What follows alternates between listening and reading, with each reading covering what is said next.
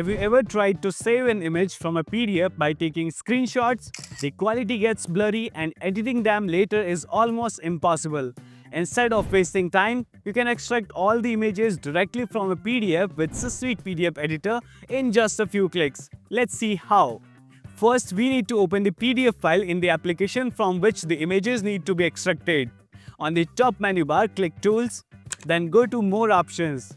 From here, select Extract Images.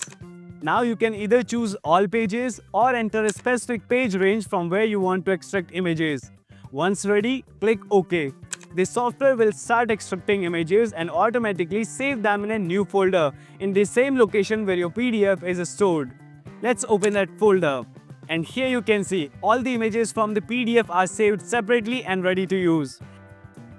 So that's how quick and simple it is to extract images from a PDF using Systweak PDF Editor. No more screenshots, no more hassle.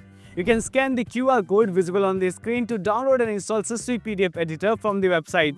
You can watch the other tutorials by clicking on the playlist link given in the description. If this video helped you, consider subscribing to our channel. It's a small click for you, but it keeps us going and brings more helpful content your way.